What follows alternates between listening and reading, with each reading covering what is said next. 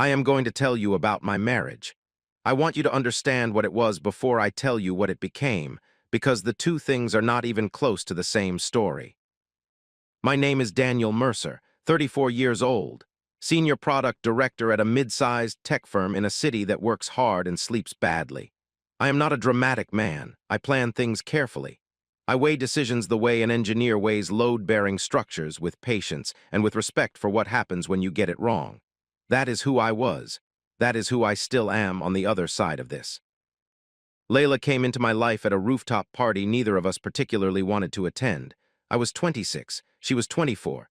She was sharp-boned and dark-eyed, and she argued with someone about logistics software for 40 minutes in one, and I watched the whole thing from across the room and thought, there it is. That's the one. I was right about that part. I want to be honest about that, even now, even after everything. I was right that she was extraordinary. I was wrong about what that meant for us in the end. We built 8 years together from the raw materials of two working people who didn't have money but had time and stubbornness and enough shared vision to fill a house. Which is exactly what we did. The house came third, after the apartment, after the loft, a 1940s two-story in a neighborhood that was still deciding what it wanted to be. We renovated it ourselves over the course of 3 years. Room by room, weekend by weekend. I tiled the bathroom floor wrong the first time and had to pull it all up. Layla replastered the dining room wall 3 times before she got the texture right. We learned things we hadn't intended to learn. We got good at things neither of us had been good at before. That was the marriage in miniature, the willingness to do the hard version because the result would be ours. The kitchen table is the thing I come back to when I try to describe what we were. We found it at an estate sale on a Saturday morning in March. A heavy oak farm table, long and scarred and solid, the kind of thing that has absorbed 50 years of use and still doesn't apologize for itself. We paid $60 for it and then discovered, too late, that it weighed roughly the same as a small automobile. The apartment we were living in at the time was on the 3rd floor of a building with a staircase designed by someone who hated furniture. We argued the entire way up. I was sweating through my shirt. Layla was cursing in 2 languages. We had to stop on the second landing for 4 full minutes because neither of us could find the leverage, and we were laughing too hard to use what we had. We set it down finally in the kitchen and stood there catching our breath, and Layla put her hand flat on the surface of it, just rested her palm on the wood and said, "This is going to outlive us." And I believed her. We didn't have children by deliberate and mutual agreement. Not because we didn't like them, but because we liked our life the way it was, lean, portable, organized around our own rhythms. We traveled in the shoulder seasons when prices dropped and crowds thinned. We kept a shared document, genuinely, an actual color-coded spreadsheet of every trip we wanted to take in the next 5 years.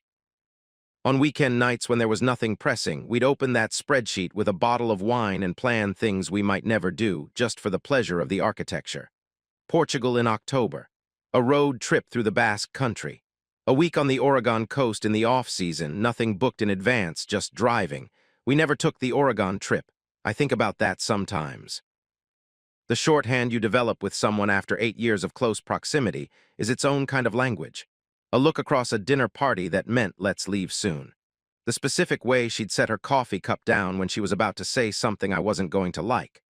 The way I could walk into a room where she was reading and know from the angle of her shoulders whether she wanted company or quiet. I knew her the way you know a place you've lived in long enough that your body moves through it without thinking. I knew which floorboards creaked. I knew where the light fell wrong. I knew every room. Or I thought I did. I am telling you all of this because I need you to understand the weight of what I am about to describe. Not the events, anyone can list events. I need you to understand what was sitting on the table when the game began. The kitchen table we carried up 3 flights. The back porch we built from a YouTube video on a humid August weekend, arguing about joists, finishing it in the dark with a flashlight and 2 beers. The spreadsheets, the shorthand. The 8 years of accumulated specificity that constitutes a life shared, rather than merely lived in proximity. I am telling you this story from the other side of something. The man who lived this out. Ife trusted completely, and that trust, I now understand, was not the same thing as being safe. Q3 consumed me. That is not an excuse, I want to be clear about that. I'm not building a defense here because what happened to me did not happen because I worked too hard. It happened because someone made a choice. But the context matters, so I will give it to you plainly. We were 3 weeks from a major product launch. I was carrying 14 direct dependencies, and I had been honest with Layla about what the next 6 weeks were going to look like. After the launch, I told her on a Sunday evening in late September, 6 weeks, and then I'm going to make it up to you properly wherever you want to go. She was sitting across from me at the kitchen table, our table, with her wine glass and her laptop, and she looked up at me and smiled and said she understood. She said she was proud of me. She squeezed my hand across the table. I believed her. I should not have believed her, but I did, because I was a man who had built 8 years of trust with someone, and I had not yet learned to look for the architecture of a lie inside the face of someone I loved. The Friday night in October is exact in my memory, the way certain things are exact when they matter enough. It was cool outside, and the kitchen smelled like whatever she'd made for dinner. I couldn't eat much. I was thinking about a deployment issue, and she was already sitting at the table when I came downstairs. Not doing anything, not on her phone, just sitting. And she had the look on her face of a woman who has rehearsed what she is about to say, and rehearsed it enough that she is now waiting for the thing she rehearsed to start. I recognized the setup immediately. I'm not proud of missing the content while reading the form, but I saw the structure before the first word came out. She had prepared this. The architecture was visible. She started with loneliness, which was fair, because I had been largely absent for 2 months and she was not wrong to feel it. She moved through that carefully, not weaponizing it, or not yet, and then she turned the corner into something else, into a language about desire and feeling unseen that was still in the register of a marriage conversation, still in the territory of something fixable. And then she said his name. Marcus, her division head. 38 years old, recently divorced, magnetic. That was the word she used. And I noted it. The way you note the exact word someone chooses when they're trying to package something difficult. She said she had feelings she didn't want to act on dishonestly. She said she wanted to give me a choice, rather than make one behind my back. She said she was asking for a hall pass, one weekend. A work retreat in Scottsdale already scheduled, already booked. She framed it as transparency, as a gift of honesty, as proof of how much she respected me and our marriage, that she was here at this table asking rather than simply doing. I want to tell you what I felt in that moment because I think you expect something cinematic, a crack, a collapse, something that looks like what breaking feels like from the outside. It wasn't that. It was quieter and more specific than that. It was the sensation of a gear changing, deep in the mechanism of whatever I had understood our marriage to be, not breaking, shifting. The whole structure rearranging itself around a new understanding that arrived fully formed, without warning, in the time it took her to finish the sentence that contained Marcus's name. I understood before she finished speaking exactly what had already happened. The feelings she didn't want to act on dishonestly had already been acted on. The hall pass was not a request. It was retroactive administration. She was asking permission for something that was no longer in the future, and she was asking with the genuine belief that this made her a good person, that the asking was the virtue. I let her finish completely, every word. I did not move. I did not interrupt. I sat across from her at the table. We had carried up 3 flights of stairs together, and I let the entire speech land, and I looked at her face, and I made a decision. Not a reactive decision, a deliberate one, the kind I make well. I said very quietly, "Okay." She lit up. There is no other word for it. The tension drained from her shoulders like something released, and her eyes went bright, and she was across the kitchen before I fully processed that she had moved, arms around me, her face in my neck, telling me I was the most understanding man she had ever known. She held on for a long moment. Then she pulled back, kissed me once on the jaw, and said she needed to call her sister. I listened to her footsteps on the stairs. I listened to her voice through the ceiling, bright, unburdened, the way someone sounds when they have just been handed something they wanted. I stood at the kitchen counter for a long Tim. I poured the rest of the wine into the sink. I rinsed the glass and set it on the drying rack. Then I picked up my phone, walked out the front door into the cool October night, and called Raymond Cruz. Raymond was the kind of man you called when you needed something done correctly. I had used him once before on a workplace fraud case at my company, an embezzlement situation that needed documentation before it could become a legal situation. He was quiet, precise, and entirely without theater. I knew what he cost. I knew what he delivered. That night I needed both. She thought I had given her something. I had actually started something. There is a difference between those two things, and she would not understand it for another 8 days. I explained the situation to Raymond in the way I explain everything, chronologically, without editorializing, with the specific facts given in the order they became relevant. His name, her name, the hotel in Scottsdale, the dates of the retreat. Marcus Hale, I spelled the last name twice, because Raymond was the kind of man who appreciated precision, and I was the kind of man who provided it. I told him what I needed. Not suspicion, not implication, not the kind of documentation that a competent defense attorney could stand up in a room and argue around. I needed evidence. Time-stamped, irrefutable, clean. The kind of thing that closes conversations rather than opening them. He said he understood. He said he would handle it. I went back inside. Layla was still on the phone with her sister upstairs. I could hear her laughing, a specific laugh, the one she used when something had gone better than she expected. I poured a glass of water, stood at the sink for a while, and then went to bed. I slept 5 hours. That surprised me later. At the time, I simply needed to sleep. The next morning was Saturday. I called Sarah Ackhaffer at 9. She was a family law attorney with 19 years of practice. I had met her twice through a mutual friend, a woman named Bate who had gone through her own divorce 4 years ago and spoken of Sarah in the specific, grateful terms that people use for someone who helped them survive something. I had kept Sarah's number in my phone without examining why. That morning, I found out why. I told her the situation. She listened without interrupting, which I appreciated. When I finished, she asked 3 clarifying questions. Then she asked if I wanted papers filed immediately upon receipt of documentation from the investigator. I told her no.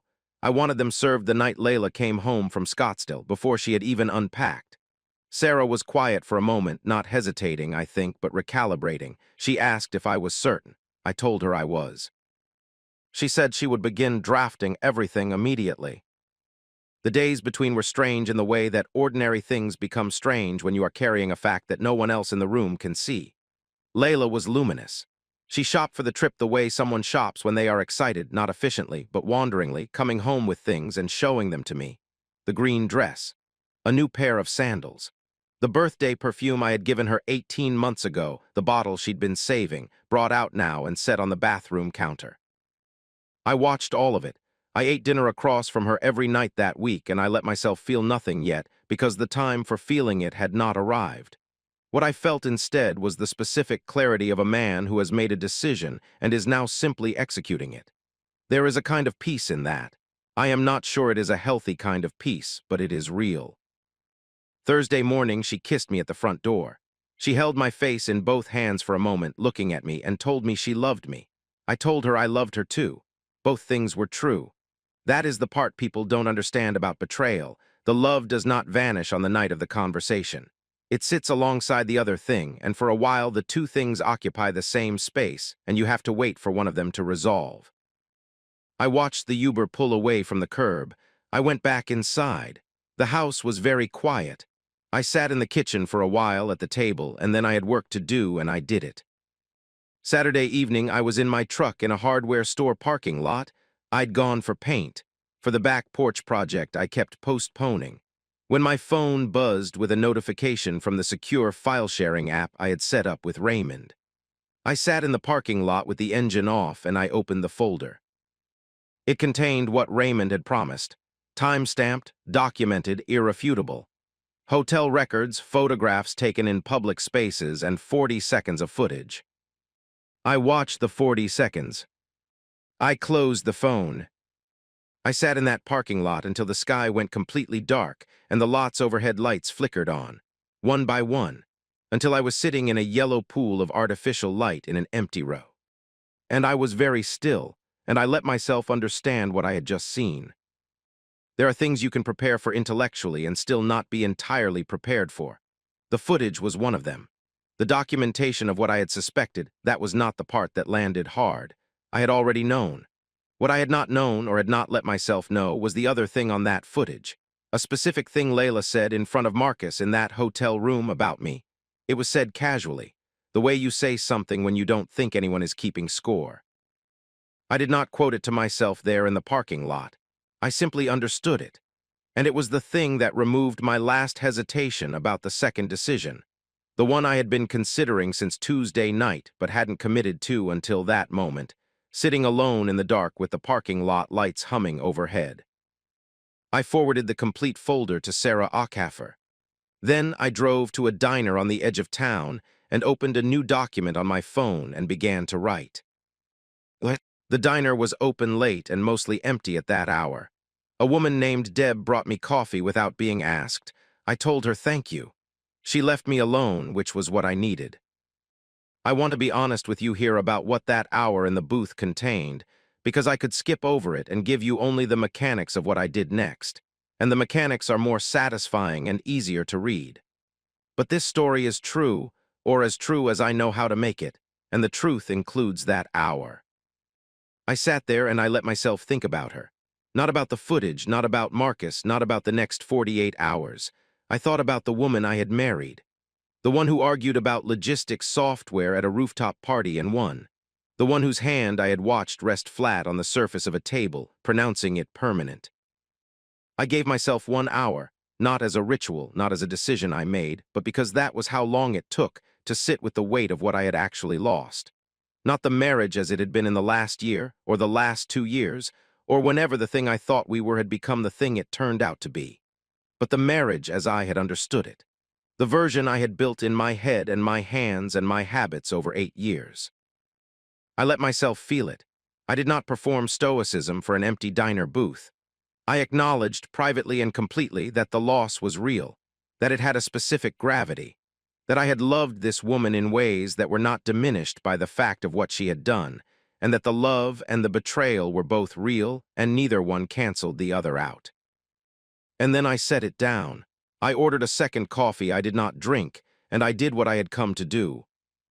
Sarah already had Raymond's complete documentation package. I had forwarded it from the hardware store parking lot before driving here.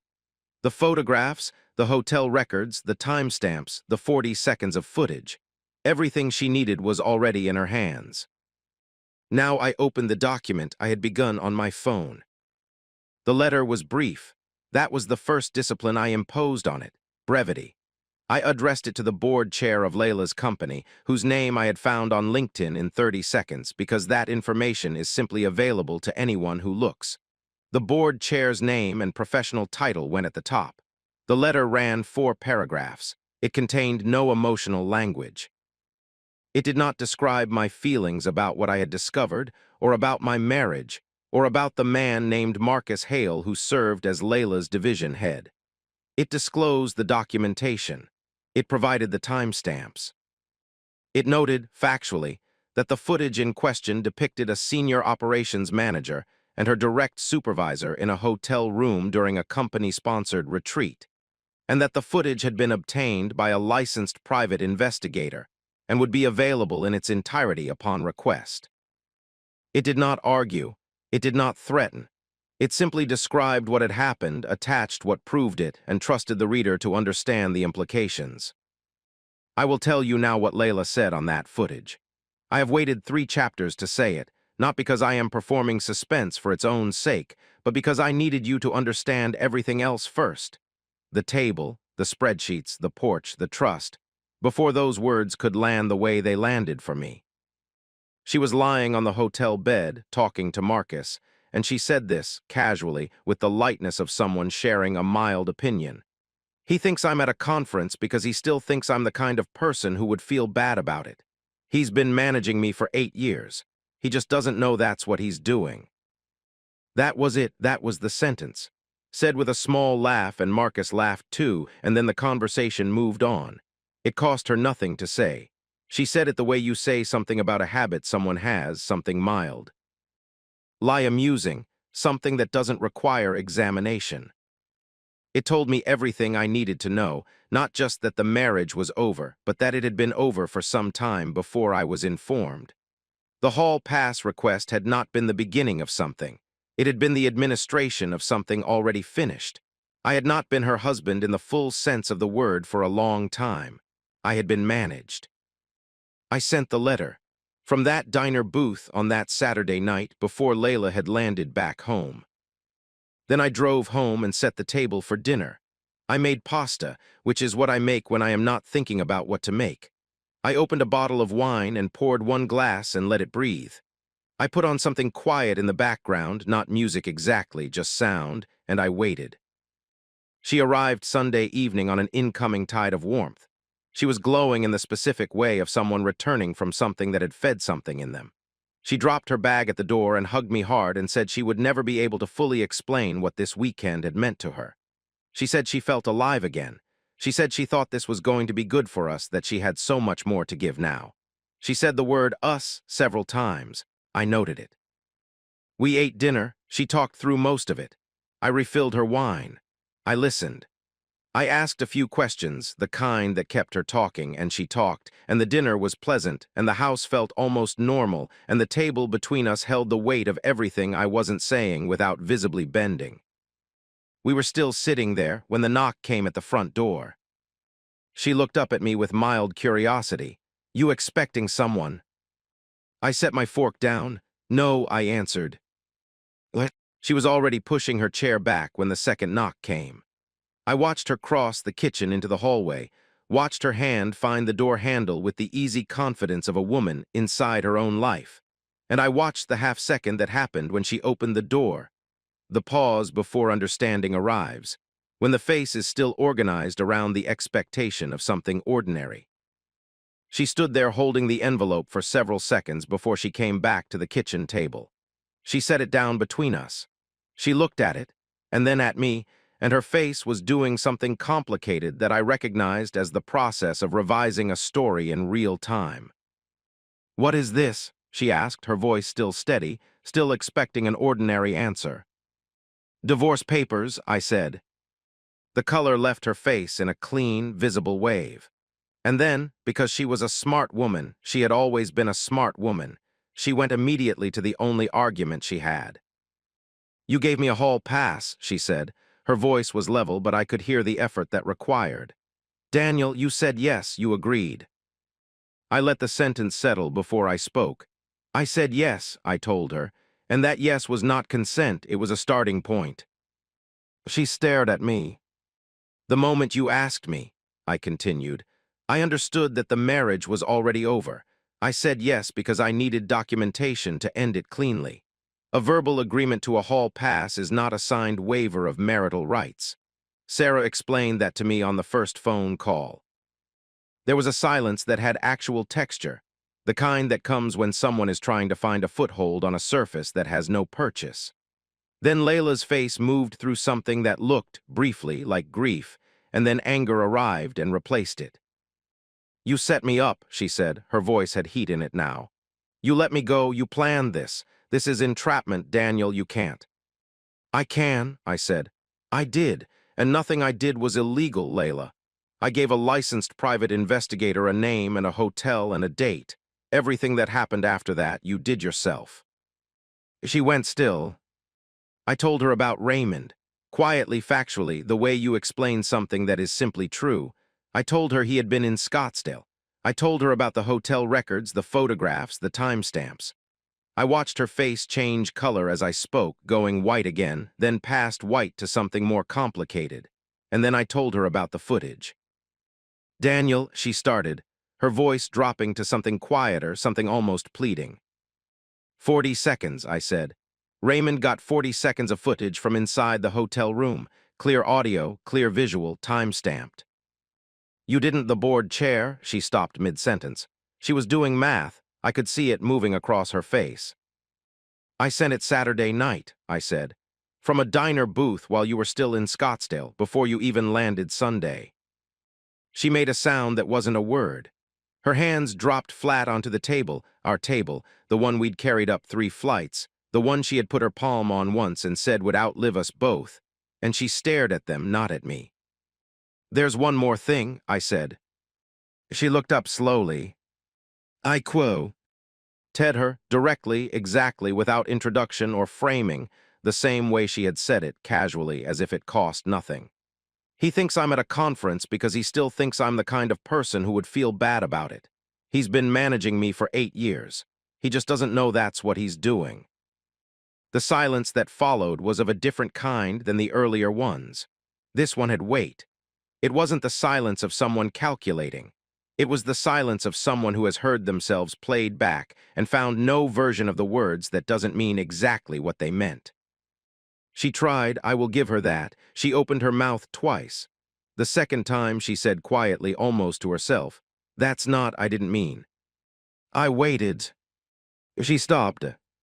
"I didn't build anything in this conversation," I told her. "You did, I just paid attention." Something moved across her face that I almost could not look at, not because it was ugly, but because it was real and it was grief. And for a moment she was the woman at the rooftop party, the one who argued and won, the one whose hand I had watched rest on old oak, and I did not move toward it. I couldn't. The distance between who she had been and what she had said in that hotel room was not a distance I knew how to cross. I told her she would want to make calls tonight, to her board, to her attorney, to whoever she was staying with. I told her my name was on the deed and hers was not. I told her Sarah's firm had already been in touch with the house documentation and she would want her own attorney as quickly as possible because Sarah was very good and did not leave much space to work in. She got her coat from the hook by the door. She got her purse from the kitchen counter. No bag packed, nothing from the bedroom. The door opened, and there was a moment, just the length of a breath, where she stood in the frame and did not turn around, and I watched that moment, and then the door clicked shut. The house was very quiet. I cleared the table. I carried the dishes to the sink and washed them by hand in the order I always wash them, glasses first, then plates, then the pan. I dried them and put them where they lived. I wiped down the counter. I turned off the kitchen light. I went upstairs and I got into bed and I lay there in the dark, and I looked at the inside of my left wrist, the small letters of her name, tattooed there in my own handwriting years ago, during a weekend in New Orleans when we were 29 and convinced of everything. I looked at it for a long time. And then I turned off the light. I want you to know I slept. Marcus Hale was terminated Monday morning. Companies move quickly and quietly when the documentation is airtight and the liability is clear. There is no version of this story where a division head survives footage of himself in a hotel room with a direct report on a company-sponsored retreat, not once the board chair has seen the timestamps and run the calculations about exposure. He was gone before noon. His nameplate, his parking space, his company email. Efficient and permanent, the way organizations protect themselves when they stop protecting people. Layla was placed on administrative leave pending an internal review. I noted this without satisfaction. It was simply what happened, the way dominoes fall when you have set them in the correct order with the correct spacing. The math was not complicated. Before the week was out, she resigned. I understand someone advised her that the resignation was strategically cleaner than waiting for the review's conclusion. It was the right call. I would have made the same one. That is the thing about Layla that has never changed. She is operationally intelligent, even under pressure. The intelligence just didn't run in the direction of our marriage. I have heard from mutual friends that her name carries a specific weight now in certain professional rooms. Not the kind anyone chooses. The industry we worked in was not a large one, and documentation, once it exists, does not disappear because you prefer it to. I do not comment on this beyond the fact of it. It is not mine to manage. The divorce was finalized in 7 months. Layla's attorney, she found a good one, which I expected, argued that the hall pass constituted binding consent, that I had agreed to the arrangement and therefore could not claim injury from it. Sarah Ackhaffer dismantled that argument in 4 pages. 4 pages, clean and specific, and without a single sentence that did not do work. The verbal agreement was not documented, was not witnessed, was not presented as a legal instrument at the time it was offered, and was, Sarah argued, with the particular precision of someone who has done this for 19 years, a response to a coercive request made by a spouse who had already begun an affair. The judge was not sympathetic to the counterargument. Layla's attorney did not look surprised when the ruling came owned. I kept the house. The shared savings were divided. adjusted for equity per the settlement, which was fair in the clean way that financial math is fair when the documentation is complete, and neither party has much ground to argue from. I was 34 years old and solvent and free in the specific, undecorated sense of the word. I eat dinner when I want to. I sleep without difficulty. I have rebuilt my schedule around myself, not as a statement, not as a performance of recovery, but in the quiet, practical way of a person who no longer has to negotiate every small decision with another person's preferences. It is strange at first. Then it is simply the shape of your life. I started the back porch project I had been postponing for 2 years. Saturday mornings early before it gets warm. I work from the original plans we drew up together, her handwriting still in the margins in a few places, measurements she had written down during one of our late-night planning sessions. I have not redrawn those pages. The measurements are still correct. The house is quieter than it used to be. I have decided I do not mind quiet. The tattoo is still there. The small letters on the inside of my left wrist, her name in my handwriting, done in New Orleans when we were 29 and certain of things. I have looked at it many times since the night the door clicked shut. I have been waiting to feel something about it. What I feel instead is nothing in particular, not absence, not grief, not the specific hot thing that used to move through me when I thought about what she said in that hotel room. Just the observation of letters that spell a name that used to mean something. That I have come to understand is the information, not the anger I carried briefly, not the satisfaction I permitted myself even more briefly. The information is the nothing. The information is that I looked at something, looked at it completely, without flinching, without revising it into something easier, and the looking resolved it. I am going to have it covered, not because it hurts to see. It does not hurt. That is precisely why. There is no sensible reason to carry forward what no longer means anything. The table will outlive us as she predicted. It is still there, still solid, still bearing weight without apology. The porch is coming along. The house is mine. That is my last thought on the matter. Not anger, not grief, not triumph. Just the clean, functional logic of a man who looked at something, understood it fully, and decided it had run its course.